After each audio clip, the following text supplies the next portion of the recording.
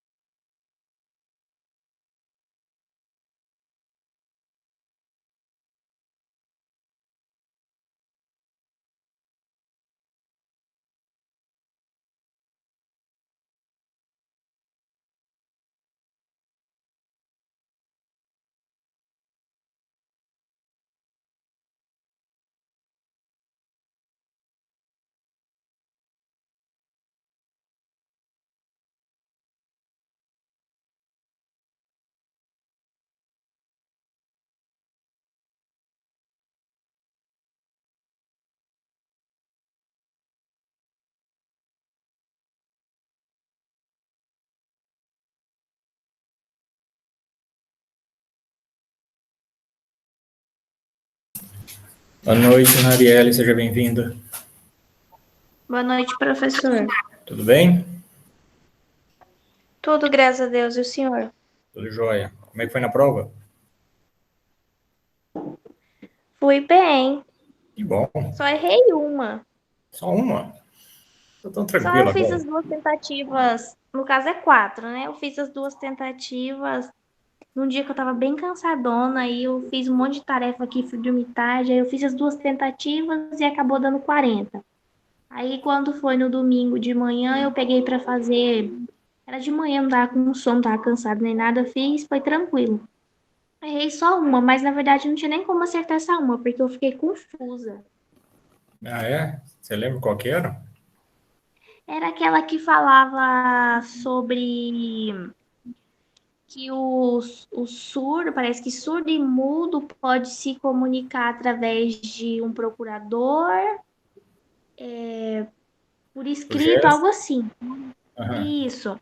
E aí eu coloquei com ela como certa, mas no caso eu acho que seria a opção nenhuma das alternativas. E eu achei que era certo, mas estava errada. Então tá bom. Bom, então vamos dar início à aula de hoje já, porque já passou do horário, tá? Então vamos iniciar a unidade 3, falar um pouquinho hoje a respeito das pessoas jurídicas, tá? E assim que a gente vai desenvolvendo, se os alunos for chegando, eles vão tomando a parte do assunto também, ok? Eu vou iniciar então passando os slides aqui para facilitar a nossa aula de hoje. Só um pouquinho.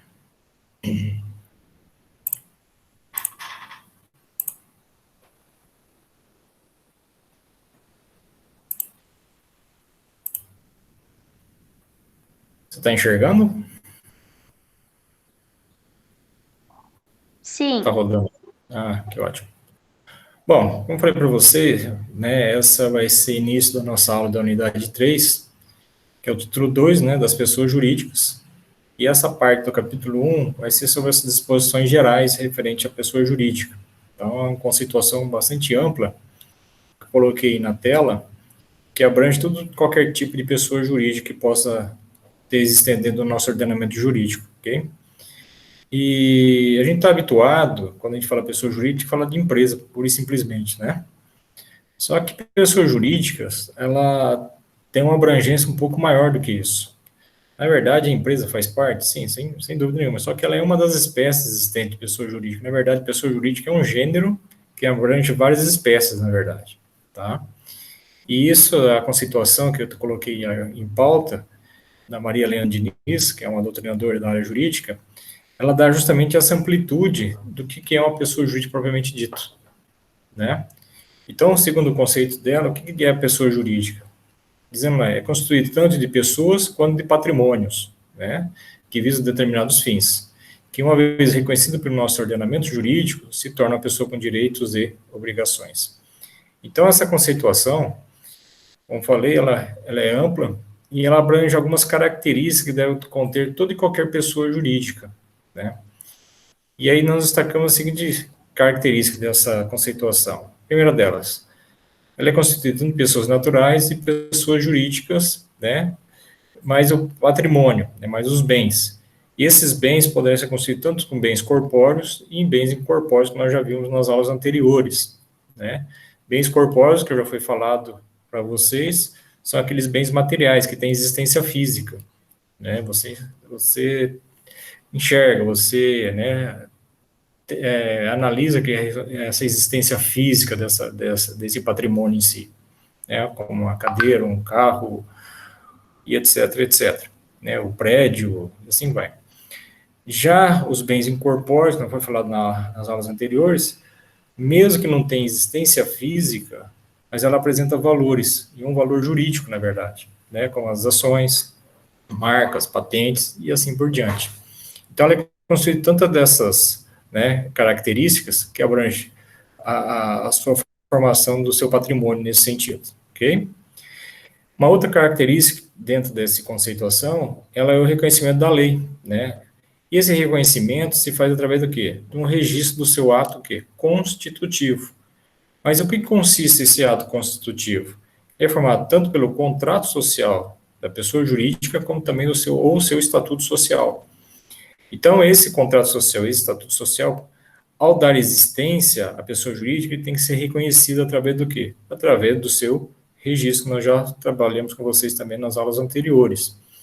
Então, a lei só dá esse reconhecimento, ela como uma pessoa, né, que tem existência como uma pessoa com direitos e obrigações, a partir do reconhecimento através do quê? Do registro do seu ato constitutivo, formado tanto pelo contrato social ou então pelo estatuto social dessa pessoa jurídica em si.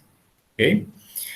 E, por último, né, a questão da finalidade, ou seja, toda e qualquer pessoa jurídica, ao ser, né, criada, ela tem o quê? Um objetivo, ela tem um propósito, seja buscando um fim, vamos dizer assim,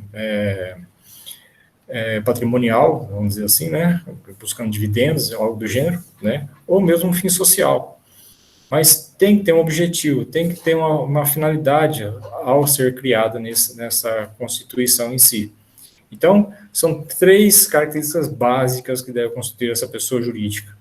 Através da formação, né, de quem que vai tomar a frente dessa pessoa jurídica, seja através de uma pessoa natural, ou mesmo uma outra pessoa jurídica, vai constituir também de patrimônio, né, que sejam seus bens, corpóreos ou incorpóreos, através do reconhecimento da lei, através do registro do seu ato constitutivo, né, ou seja, um contrato social, ou mesmo seu estatuto social, e a busca de uma finalidade, um objetivo, seja com fins lucrativos ou não. Então, essa é a disposição que se tem referente à formação da pessoa jurídica em si, ok? Então, essa é a primeira condição que a gente propõe justamente na formação de uma pessoa jurídica. Como falei, ela tem que ser bastante ampla, ela não pode ficar somente restrito a uma empresa pura e simplesmente, porque ela tem que ser constituída por demais espécies que pode estar elencado justamente dentro dessa conceituação.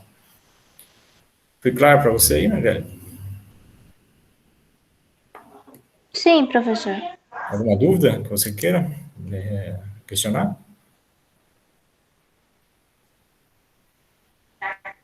Só fiquei um pouquinho atrapalhada quando o senhor falou assim, que não é pessoa jurídica, não é constituído somente, tipo, de uma organização, de uma empresa. Sim. Pode ser de pessoa natural também. Não, então, ela vai ter a sua representatividade através de uma pessoa natural, né? Quem vai ter que falar em nome dela. A partir do momento que ela se torna reconhecida pela lei, ela tem responsabilidade. Mas quem vai tomar a frente dessa responsabilidade dessa pessoa jurídica? Alguém tem que manifestar em nome dela, não é isso? E essa manifestação vai estar dentro do ato constitutivo, através dos seus representantes legais, seja através de uma pessoa física, ou mesmo através do quê? De uma outra pessoa jurídica também, né? Pode ser uma corporação, pode ser uma organização, e etc, etc. Mas alguém vai manifestar em nome dela. Alguém vai ter que manifestar em nome dessa pessoa jurídica, seja qual for essa pessoa jurídica em si. Não sei se ficou claro isso para você. Entendi agora. Entendeu? Então, tá bom. Então, dando sequência, além dessas, né, conceituações e características, né, que nós falamos, a gente vai partir agora para o próprio artigo, propriamente dito. Se a gente analisar, o Código Civil, ele vai iniciar já com essa classificação dessas pessoas jurídicas, ou seja, os tipos existentes de pessoas jurídicas. Então, essa conceituação que eu coloquei, eu busquei justamente entre as doutrinadoras, e uma delas que eu citei foi da Maria Helena, tá? Mas o código em si, né, a legislação em si, ele parte dentro da classificação dessas pessoas jurídicas. E essa classificação vai determinar quais são os tipos existentes de pessoas jurídicas. Então, você vai observar que ela não vai ficar restrita somente à empresa, pura e simplesmente. Como a gente vai passar no próximo slide para você aqui. Ó. Então, segundo a classificação das pessoas jurídicas, ela vai do artigo 40, né, até o artigo 69, na verdade. Tá? Mas, como falei, o artigo 40, ele já vai especificar, né, os tipos de pessoas jurídicas existentes. Então, segundo o artigo 40, tá, ela determina as pessoas jurídicas são de direito público, interno ou externo e de direito privado.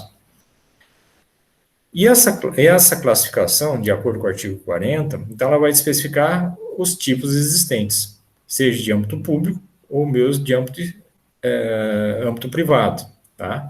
E perceba que no âmbito público ela também tem uma divisão, interno ou externo, tá? Logo abaixo eu coloquei justamente essas divisões, só que você percebe que eu coloquei, né, com a seguinte informação, artigo 42, depois o artigo 41, depois o artigo 44. Por que eu coloquei dessa forma? Para justamente facilitar o entendimento, tá? Porque se eu partisse já do artigo 41, talvez não ficaria tão clara essa divisão, né, para a nossa explanação aqui. Então, eu comecei com o artigo 42, que é mais simples, né? Então, a gente vai do mais simples para o mais complexo depois, para justamente fazer esse entendimento que é necessário para dentro dessa divisão sobre pessoas jurídicas, ok? Então, segundo, então, o artigo 40, voltando lá, né? As pessoas jurídicas são de direito público, interno ou externo, então, existem dois tipos de pessoas jurídicas, seja no âmbito público, né? O interno e externo, e de direito privado. Então, segundo a pessoa jurídica, pessoa jurídica de direito público externo, artigo 42. Quando eu falo externo, que estão elencados aqui, fora do território nacional, tá? Então, ela está elencada, são aquelas pessoas jurídicas que estão o quê? Distribuídas fora do nosso território brasileiro, de acordo com o artigo 42. Então, a gente vai pegar no próximo slide aqui, tá? São pessoas jurídicas de direito público externo. Quem são? Os estados estrangeiros e todas as pessoas que foram regidas pelo direito internacional público. Então, nós já estamos vendo algumas espécies voltadas sobre pessoas jurídicas de âmbito externo, né, e de caráter público. Então, os estados estrangeiros. Como que eu falo estados estrangeiros? Bom, todos os países, de modo geral. Então, se eu pegar, por exemplo, a Argentina, como é que ela pode ser classificada? Como uma pessoa jurídica de direito público externo, tá? Os Estados Unidos, pessoa jurídica de direito público externo. A China, pessoa jurídica de direito público externo. Então, essa é a classificação voltada dentro da ramificação sobre pessoas jurídicas. Então, todos os países em si, uma vez reconhecido pela comunidade internacional, ela passa a ser uma pessoa jurídica. Mas que tipo de pessoa jurídica é essa? De direito público externo. Ok? Então, essa primeira classificação, né, dentro das divisões existentes sobre pessoa jurídica, determina quais são as espécies existentes de âmbito público e externo, por causa dos países. Mas fica restrito somente aos países? Não. Como está colocando lá, as pessoas que foram regidas pelo direito internacional público. Nós já vimos quais são essas pessoas que são regidas pelo direito internacional público. Quem são? Os organismos internacionais, como a ONU, OEA, OIT, OMC, a OTAN, e assim por diante, tá? Então, todos esses órgãos internacionais também são classificados como pessoas jurídicas, mas de que tipo? De direito público externo. Então, veja que isso não é somente uma restrição voltada à empresa, a questão voltada à pessoa jurídica. Todos esses órgãos, né, e organismos de caráter internacionais, né, são considerados como pessoa jurídica, mas de que tipo? Pessoa jurídica de direito público externo. Tá claro? Ficou claro isso para você, Nariane? Ficou. Então, essa é a primeira concepção, tá? Referente sobre pessoa jurídica que nós temos aí. Então, de acordo com o artigo 42, é justamente essas espécies existentes de pessoa jurídica de público externo, como os países, os estados estrangeiros, como estão colocados ali, bem como também o quem, né? Os órgãos internacionais, como a ONU, EA e assim por diante, tá? Também são considerados como pessoa jurídica. Mas de que tipo? Público externo. Ok? Bom, aí sim a gente vai agora voltar para o artigo 41, tá? Então lá, como eu falei para você, na divisão, ó, pessoa jurídica de direito público interno, quem são? O artigo 41. Então vamos retomar o 41 aqui. O artigo 41. São pessoas jurídicas de direito público interno. Quem são? A União, inciso 1, né? União. Inciso 2, os estados, Distrito Federal e os territórios. Inciso 3, os municípios. Inciso 4, as autarquias, inclusive as associações públicas. Inciso 5, as demais entidades de caráter público criadas por lei. Então, perceba aqui, tá, que já existe uma diversidade de espécies que estão elencadas dentro do âmbito público. Quando eu falo âmbito público, direito público interno, na verdade, eu estou falando daqueles órgãos, né, pertencentes dentro do nosso território nacional. Então, vai desde a União, né, o Estado federal aqui, né, o país, o nosso, o Brasil, no caso, também é uma pessoa jurídica, mas de direito público o quê? Interno. Os estados, né, estados federados, Mato Grosso, uma pessoa jurídica de direito público interno, Paraná, né, uma pessoa jurídica de direito público interno, São Paulo, e assim por diante, tá? Todos os estados federados, o próprio Distrito Federal, tá? E os territórios. Será que nós temos territórios ainda dentro da divisão geográfica do nosso país ainda? O que você acha, Arielle?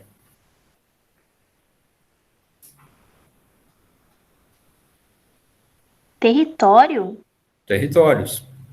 Será que ainda existe ainda alguma divisão geográfica determinando o que é um território dentro do nosso país? Ainda não. O que você acha? Que antes existia entre os estados federados, como o estado de Roraima, né, que hoje é um estado federado, o Amapá, tudo foi um estado federado. Hoje não, aliás, foram territórios, hoje são estados federados. Mas será que existe ainda algum território desse existente ainda como base territorial ainda? Será? Olha, professor, vou começar que não sei. É complicado, né? É. Mas, na verdade, hoje se resume a pequenas porções de terras, tá? Por exemplo, como ilhas. Você vai analisar, por exemplo, o território de Fernando Noronha, né? Fernando Noronha é um território ainda pertencente ao estado de Pernambuco. Então, são pequenas porções ainda existentes, né? Abrolhos, né? São pequenos territórios que a gente tem ainda, né? Mas em pequenas porções que estão destacadas nesse sentido, tá? Em algumas ilhas, algo do gênero assim. Então, as proporções maiores hoje são todos estados federados, né? Então, praticamente inexistente a questão de território, tá? Mas tem ainda, tá? Tem. E elas são consideradas como pessoas jurídicas de direito público interno, tá? Os municípios, né? Por exemplo, Tangará da Serra também é uma pessoa jurídica. De que tipo? Pessoa jurídica de direito público interno. Então, todas elas são pessoas jurídicas, só que de direito público interno. E aí vem alguns órgãos também que são destacados dentro dessas entidades, por exemplo, as autarquias, inclusive as associações públicas, e a questão lá no inciso 5º, tá? As demais entidades de caráter público criadas por lei. Bom, aqui não está especificado, né? Aí que está o problema. Aqui não está especificada essa situação.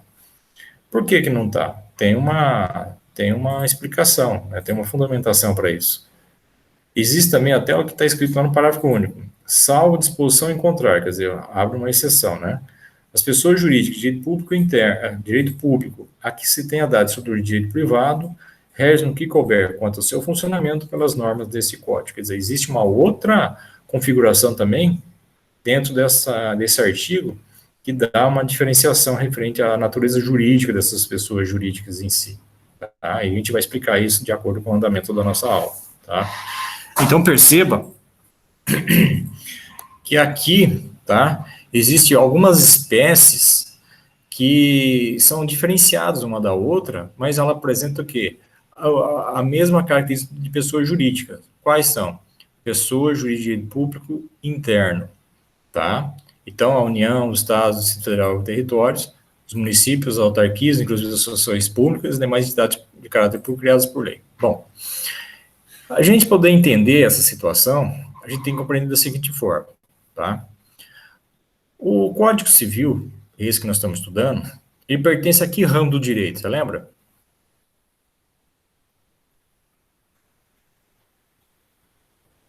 Você lembra que qual grande grupo pertence ao Código Civil? Lá naquela classificação, referente à classificação da ramificação do direito, da ciência jurídica, você lembra ou não? Não me recordo, professor. Eu Isso sei foi que na, não me isso foi recordo. na unidade 1, tá? O Código Civil, ele tá embasado dentro da área do direito privado, tá? Então, tudo que for relacionado ao direito privado, ele tem a obrigação de tentar justamente explanar a respeito, tá? Só que a gente está observando aqui, nós estamos tratando de órgão, de pessoa jurídica de âmbito público agora, né? Lógico, ele vai falar sobre pessoa jurídica, ele só destacou algumas, né, espécies dentro dessas pessoas jurídicas de direito público, como eu falei, a União, o Estado, o Distrito Federal, os municípios, né, as autarquias, inclusive as associações públicas. Só que ele, lá no inciso 5º, ele não mencionou quais são as demais entidades de caráter público criadas por lei. Por que ele não mencionou? Porque não é da competência dele. Isso é competência de direito público, né? Mais especificamente dentro do direito administrativo, que vai retratar justamente, né, as espécies de direito público lá existentes, né, a forma, como é que é, a de competência de cada uma delas e assim por diante, o seu funcionamento, né, as suas competências e assim vai. Tanto que no parágrafo único, né, ele dá ainda uma outra conotação, né, que deixa um pouquinho mais confuso ainda. Salvo disposição em contrário, as pessoas jurídicas de direito público, olha só, a que se tenha dado estrutura de direito privado, pronto, já misturou uma outra consideração, né, uma outra categoria em conjunto aí, né, rege no que couber quanto ao seu funcionamento pelas normas desse código. Então, ele só deixou no ar. Ele não especificou do que se retrata justamente essas pessoas jurídicas que têm uma conotação de âmbito privado, né, ou essas pessoas jurídicas de direito público que têm uma conotação de âmbito privado. E no inciso 5º, ele não menciona quais são as espécies de entidades de caráter público criadas por lei. Por quê? Porque não é da competência dele. A competência dele é direito privado, não direito público. Então, para a gente poder entender justamente esse mecanismo, né, quais são essas espécies, vamos esquecer um pouquinho agora o âmbito privado, dado pelo direito civil, e vamos trabalhar um pouquinho agora o direito público, que é dado pelo direito administrativo. E isso que eu vou trabalhar com você agora aqui, para você entender como é que funciona esse artigo 41 na íntegra agora, ok?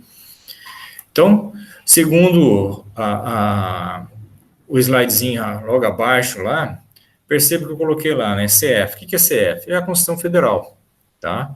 Como falei lá no início, a nossa Constituição Federal, ela rege tudo que funciona dentro do nosso país, tá? Dentro que as suas competências, né, as suas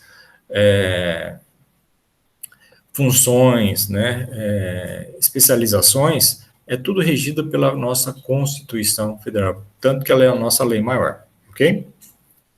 E aqui eu vou dividir essas entidades em duas espécies, tá? Em dois grupos, na verdade. Aquela que é constituída pela administração direta e aquela que é constituída pela administração indireta. Por que administração direta?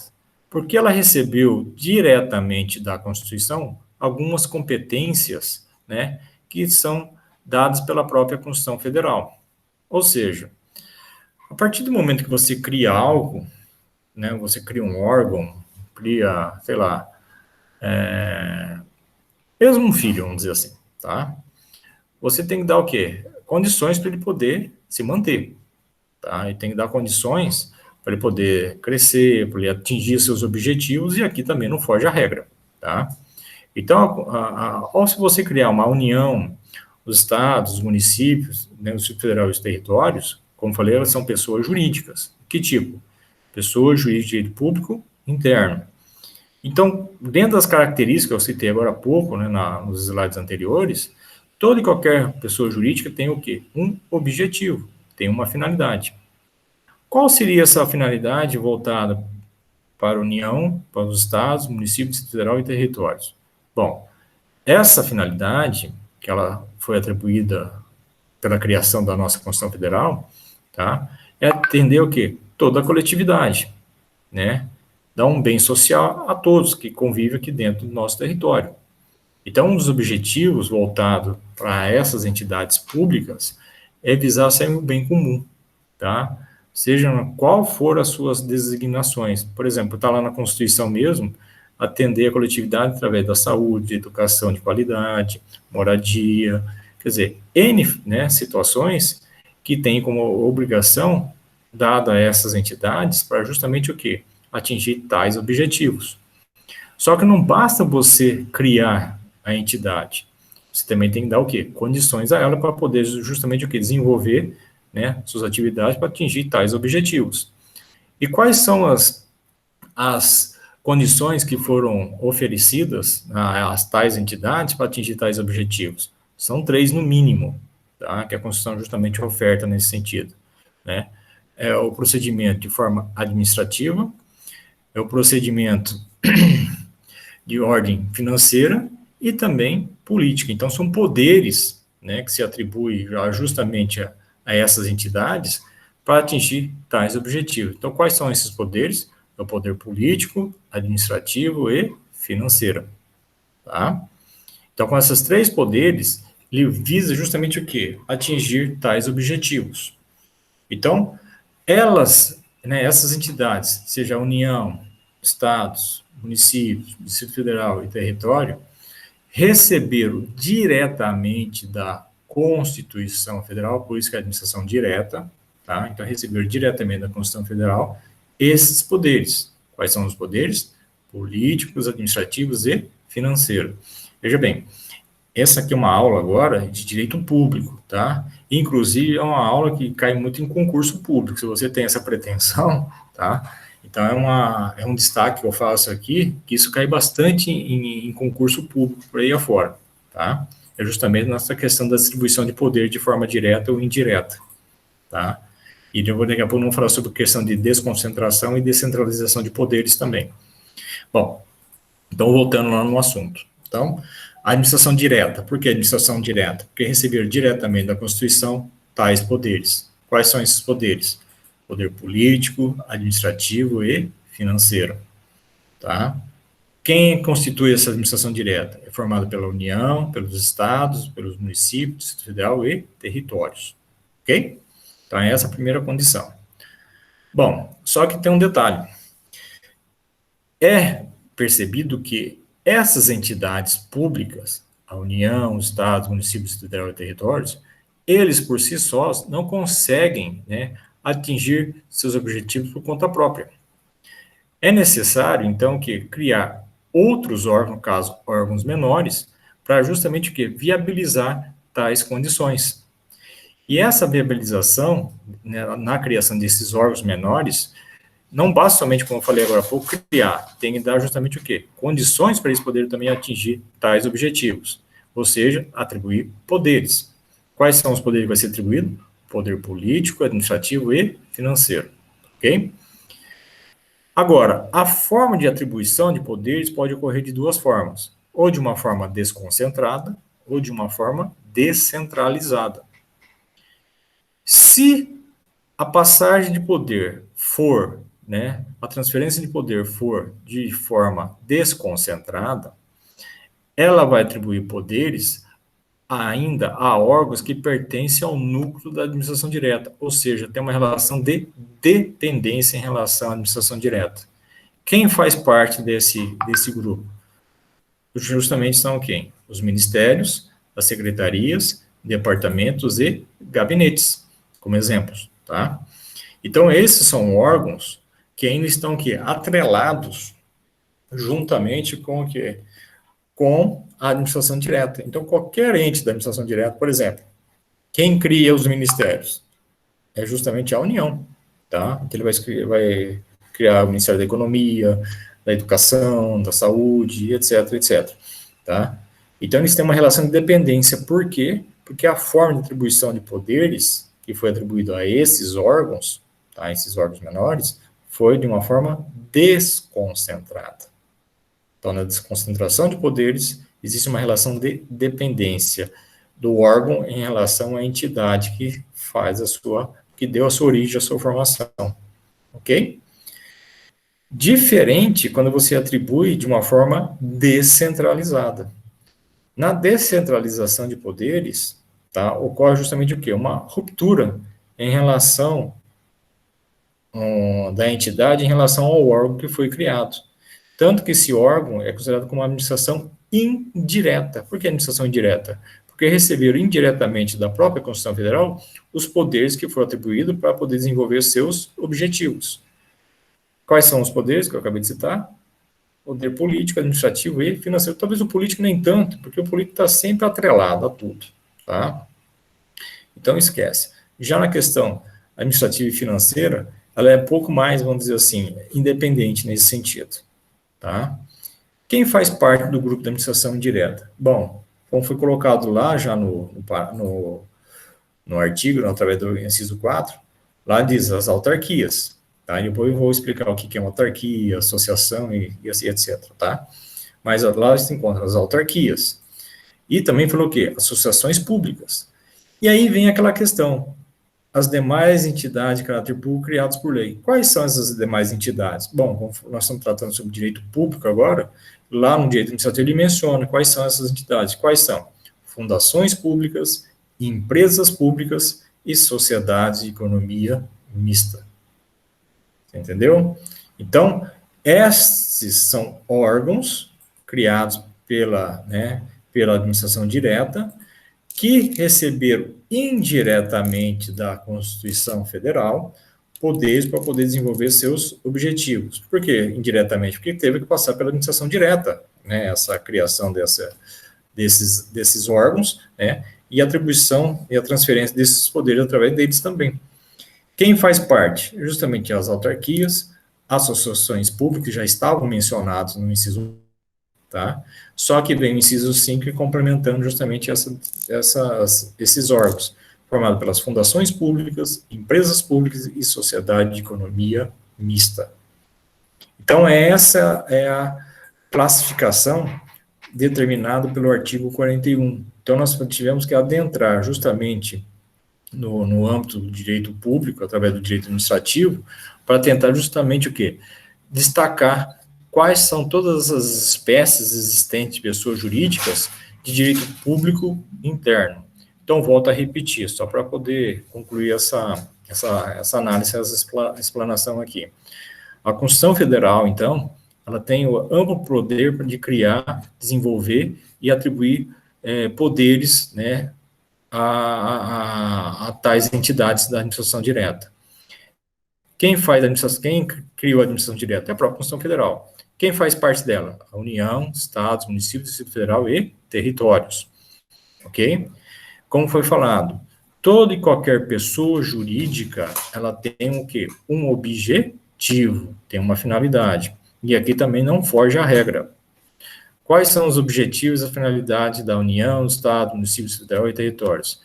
É viabilizar o bem-estar da sociedade, atingir o bem comum, tá? Criar toda uma condição para que todos consigam conviver em harmonia dentro de uma sociedade, aqui dentro do nosso território.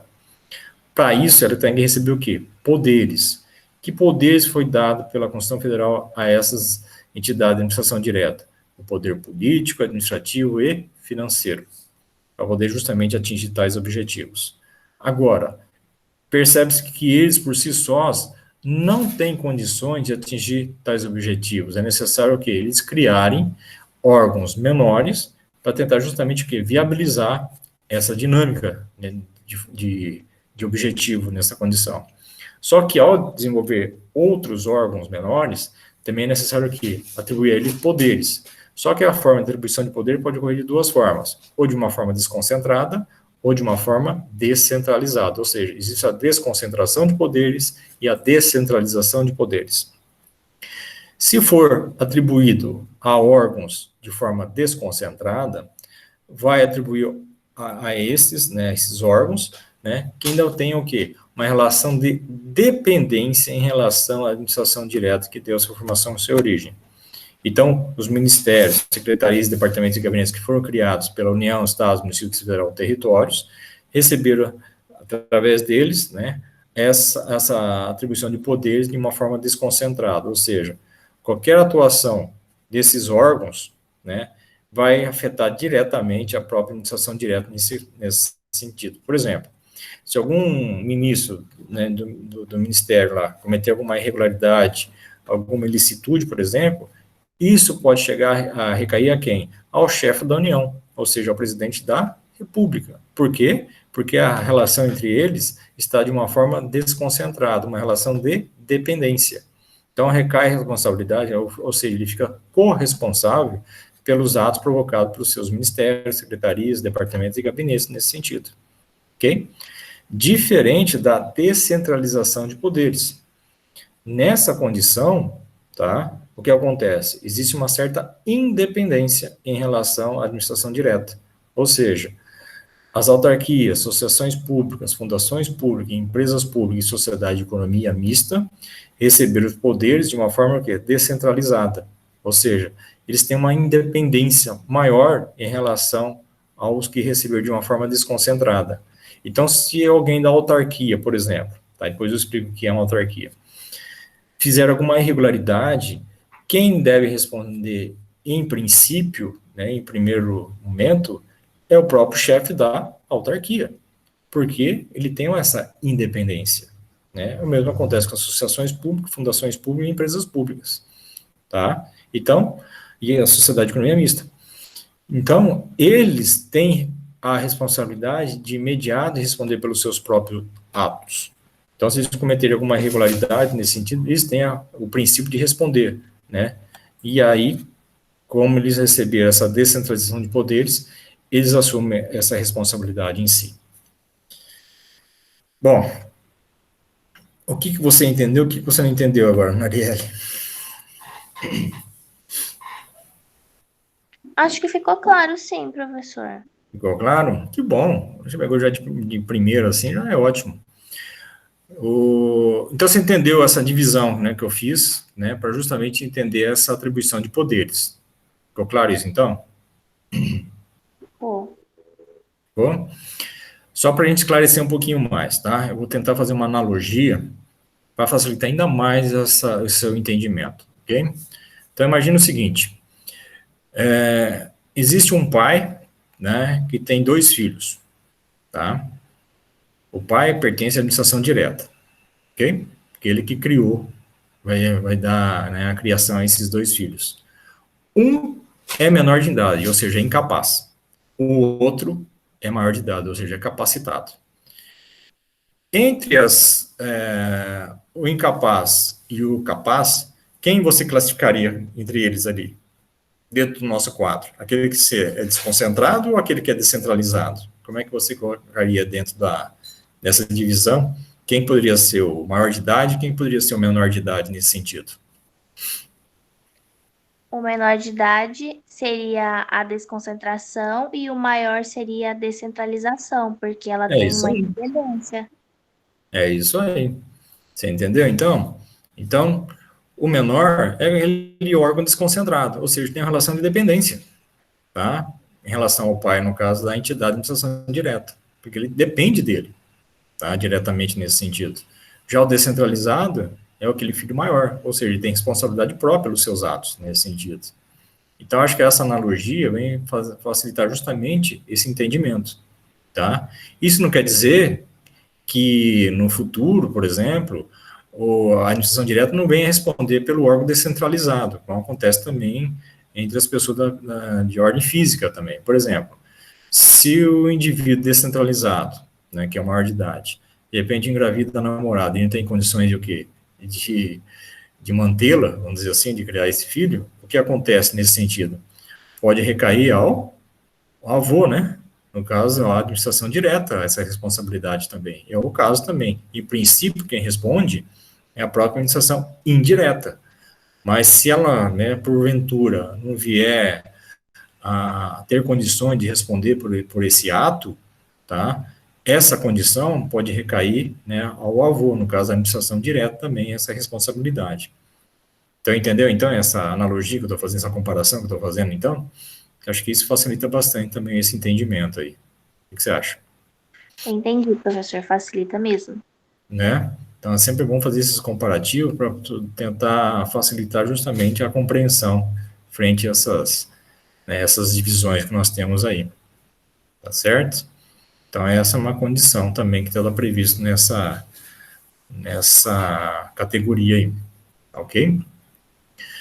E só para concluir, então, a parte dessa classificação, depois a gente vai falar de cada uma delas, tá? Ah, já está aqui, ó. Poderes oferecidos pela Constituição Federal, né, para as pessoas jurídicas poderem atingir suas finalidades. Quais são? Como eu já falei, o poder político, administrativo e financeiro, tá?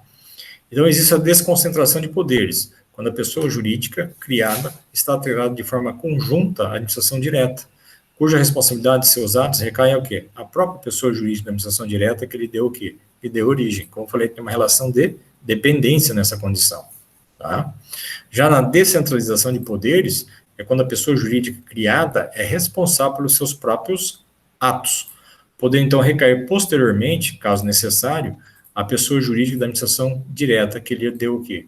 Lhe deu origem. Então, existe essa relação de independência em relação, né, à própria administração direta nessa situação toda.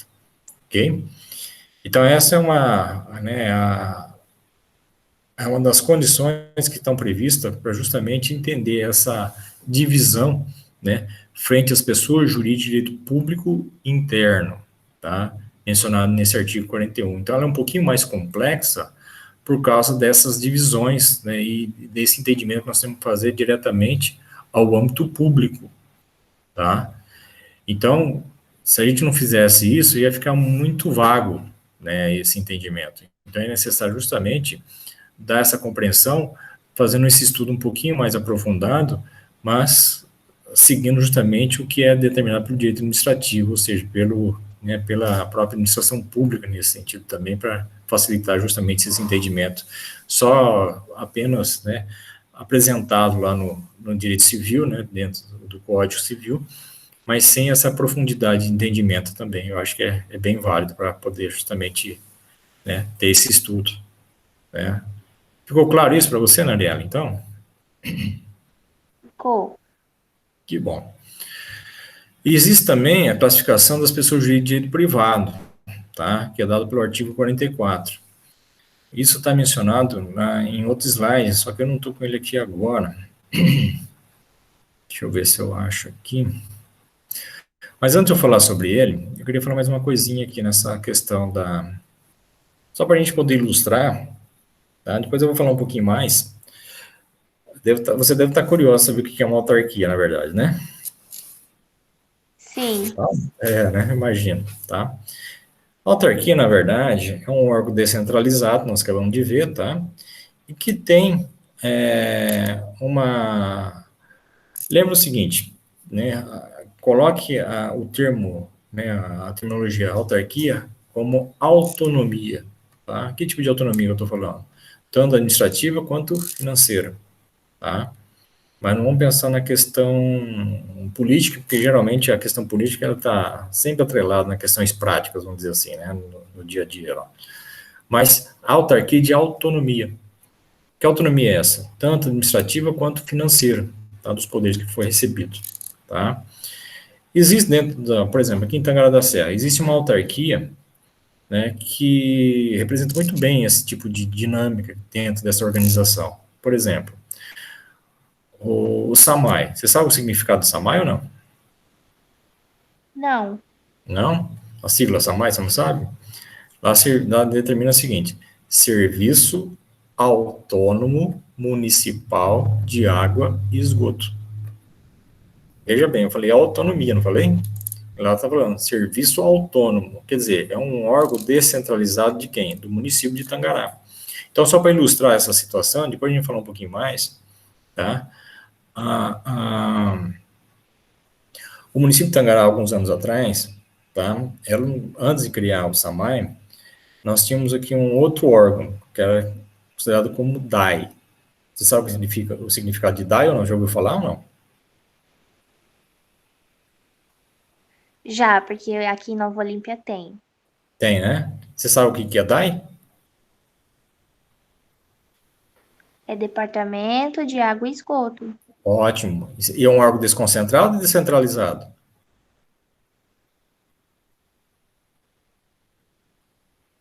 É desconcentrado, né? Ou seja, então ele tem uma relação de dependência ao município, certo? Então, qualquer atividade desenvolvida pelo DAI recai a responsabilidade ao próprio quê? O próprio município. Então, Tangará também não era diferente, também era DAI aqui, tá? Só que Tangará, como cresceu muito, tá, se expandiu muito, e a função do DAI qual que era? Atingir a sociedade, né, com água e esgoto, né, tentando beneficiar as pessoas com água e esgoto dentro da região de Tangará. Só que aí começou a ficar um pouco complicado, né, para Tangará da Serra, o próprio, né, o município, dar essa manutenção em si. Então, o que ele fez? Então, ele criou, né, ele, através de uma lei específica, óbvio, né, ele desmembrou o DAI, né, e transformou ele em SAMAI, ou seja, transformou ele em departamento em uma autarquia. Como falei agora há pouco, ele tem uma autonomia, uma certa independência em relação ao município.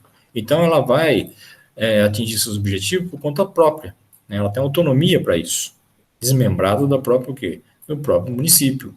Então, todas as funções, objetivos para o desenvolvimento de água e esgoto para, né, atender a sociedade aqui em Tangará da Serra é dado ao SAMAI, a esta autarquia, a ela que tem essa autonomia para atingir tais objetivos.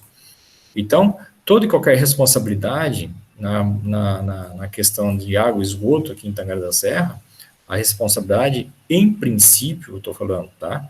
Recai ao próprio SAMAI. Por quê? Porque ela é uma autarquia municipal. Falei agora há pouco. Serviço Autônomo Municipal de Água e Esgoto. Entendeu? Então é essa a diferenciação do departamento que é em Nova Olímpia, né, que já foi aqui em Tangará, para se tornar uma autarquia hoje aqui em Tangará da Serra, porque a responsabilidade recai a ele.